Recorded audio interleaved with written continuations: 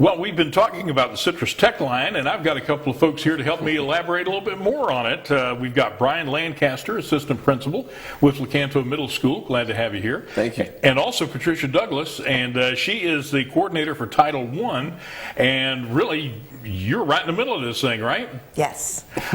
For those who haven't caught our discussions about the Citrus Tech Line, this is for grade schools 6 through 9, and it's because technology nowadays plays such an important role in school here in Citrus County as well as elsewhere. But how did this Tech Line idea get started, first of all? Well, we got a lot of feedback from our parents and students that these iPads that each student's bringing to school, taking home to do different work, it's a great opportunity for them to learn more.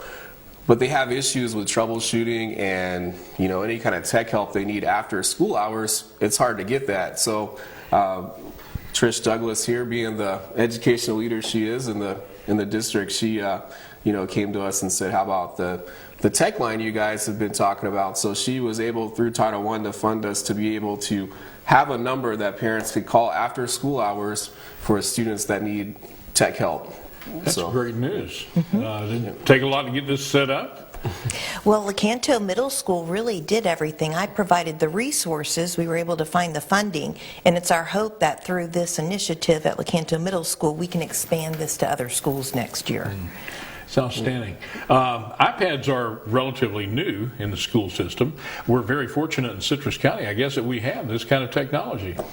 Yeah. It's we're always looking to continuously get better as a school district and as a school, and we go out to different conferences and see schools and people from all over the country, and when we do, we come back very proud because our district is one of the leading in the country as far as technology goes. And what's neat about it is if you compare something like an iPad to a textbook, the opportunity for student learning is obviously going to be much more engaging. They have the world pretty much at their fingertips, and also they can turn their work in without the paper, so they can't come to school and say their dog ate the homework because it's actually inside the iPad there. So we can't get away with that anymore. Yeah, you can't get away with that, so it eliminates that excuse. So, and if they are having an issue, with the iPad, they can call that number there and get some help. So I really think it starts from the top down. Mrs. Himmel makes it an initiative to make sure our students have the best that they possibly can, and our school board as well, all, from district to the schools, and I think it's something that our teachers are excited about. So definitely so. Yeah. Well, now this is again from 6th through 9th grade. The tech line is available, and and maybe we don't know this yet because it hadn't been in existence long enough in our area, but most of the questions regarding technical issues with the iPads, or is it just the homework questions, period? Well, we're tracking that data. We have an Excel sheet that we are tracking all the different types of questions so that we can see, is it truly homework help? Is it connectivity, which we're finding that most of the questions are regarding network issues and connectivity. So we're able to help our parents with that support, because a lot of times a student will bring the iPad home and they cannot get it connected. And sometimes the student doesn't even need wireless. They can store everything on their iPad. So it's helping our parents and our grandparents answer those types of questions. Very true, because not every parent may have Wi-Fi in the home, right? Right. And we have certain homework apps and et cetera that the parents, students can access without having the internet at home. So we've kind of prepared for everything with that. So.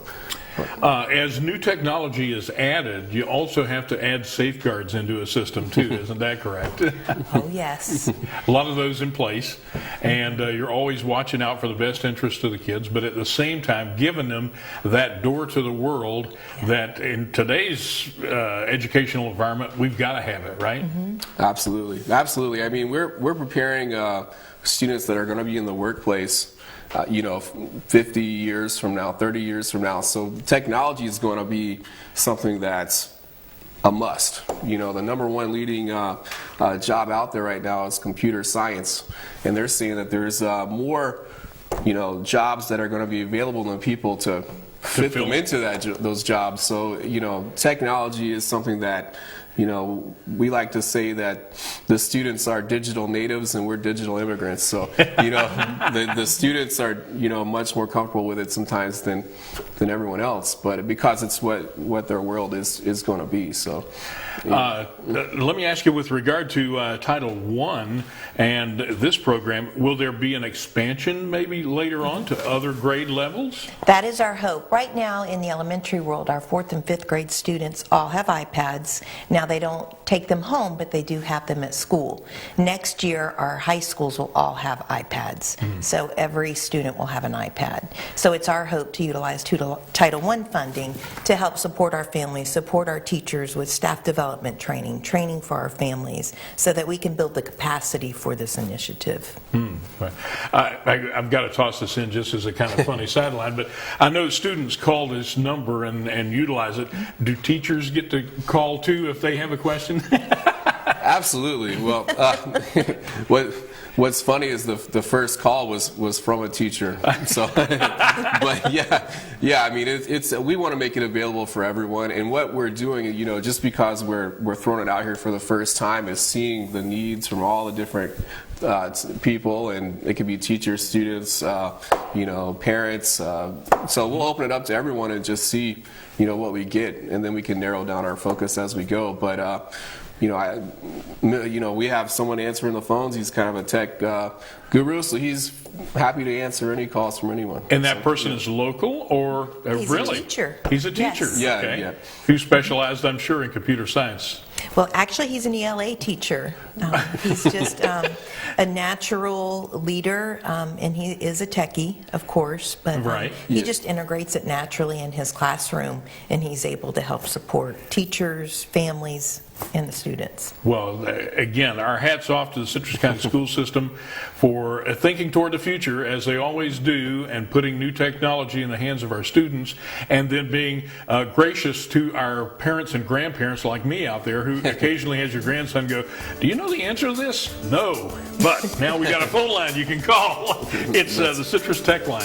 Yes, and one more thing, on April 5th, we will have our last Family University for this school year, which will also provide support for our families in the area Very of good. technology. Very good. At Chris River Middle School. Okay, well, thanks for joining us. Thanks both for having of you. us on. And everybody stay with us, because there's more to come on Citrus Today right after this.